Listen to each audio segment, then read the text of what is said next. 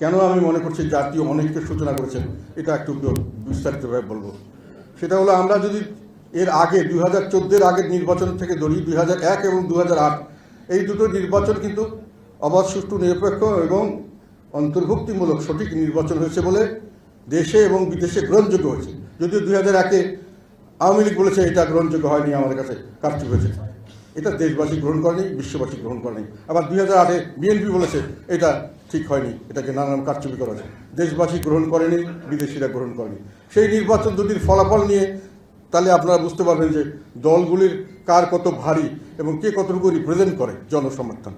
2001 সালে সরকার গঠন করেছিল বিপুলভাবে নির্বাচন, 193টি সিটে, 300 সিটের মধ্যে সরাসরি নির্বাচনে 193 সিটে তারা জয়লাভ করেছিল। তাদের মোট ভোটের হার ছিল কত জানেন? টোটাল ভোটের 40.997, 41-এর একটু কম পার্সেন্টেজ অফ ভোটস বিএনপি এককভাবে।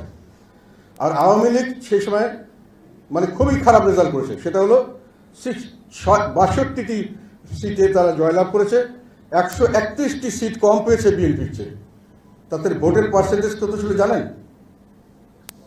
ভোটের পার্সেন্টেজ ছিল 40.13, মানে বিএনপির পার্সেন্টেজে যে তাদের পার্সেন্টেজ 1%ও কম হয় নাই, 0.84% কম হয়েছে।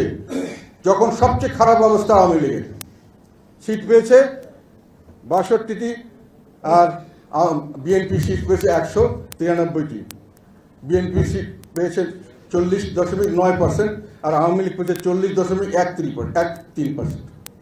আর সেখানে জাতীয় পার্টি তখন ইসলামী ফ্রন্ট নামে ছিল, আমাদের সঙ্গে চরমনার পীর সাহেব ছিলেন। অবশ্য লাস্টের 2-1 দিন আগে ওনারা আমাদের থেকে বিএনপিকে সমর্থন দিয়েছিলেন, ফলে আমরা এককভাবেই করেছিলাম। আমরা 14টা সিট পেয়েছিলাম, আমরা ভোটের পার্সেন্ট ছিল 7.25%। আর জামাত ছিল তখন একটা ভালো ফ্যাক্ট, ওখানে এখনও বড় দল তারা মোটামুটি, সেখানে তারা 17টা সিট পেয়েছিলেন 2001 সালে এবং 4.28% ছিল তাদের ভোটের হার। এটা অফিসিয়াল রেজাল্ট থেকে আমি বলছি, যেটা আমার কাছে আছে। সেখানে 2008 সালে আওয়ামী লীগ পেয়েছিল 230টা সিট, ওরা পেয়েছে 48.04। এগুলো পারফেক্ট ভোট, যেটা কোনো কারচুপি হয়নি। আর বিএনপি পেয়েছিল 30টা সিট, তাদের ভোটের পার্সেন্ট ছিল 32.5। জাতীয় পার্টি পেয়েছিল 27টা সিট, তাদের হলো 7.07। ভোটের পার্সেন্টেজ আগেরটার চেয়ে আমাদের একই, ওটা ছিল 7.25, এখন 7.0। এবং জামাত পেয়েছিল গতবার 17টা সিট, এবার পেয়েছে 2টা সিট, তাদেরও ভোটের পার্সেন্টেজ হলো 4.7। ভোটের পার্সেন্টেজে আমরা আর জামাত মোটামুটি একটা জায়গায় আছি। বিএনপি এবং আওয়ামী লীগের মধ্যে সবচেয়ে বেশি আওয়ামী লীগ পেয়েছে 48% আর বিএনপি সবচেয়ে বেশি পেয়েছে 40%। কাজে এখন আওয়ামী লীগ, জাতীয় পার্টি ইত্যাদি দুটো দলকে বাদ দিয়ে যদি আপনারা হিসাব করেন, বাকি ছোটোখাটো দলের কথা আমি ডিটেল সময়ের অভাবে বলতে চাইলাম না, আমার কাছে আছে, তাহলে 50%-এর বেশি মানুষকে এই জাতীয় ঐক্যের ডাক থেকে বাইরে রাখা হয়েছে।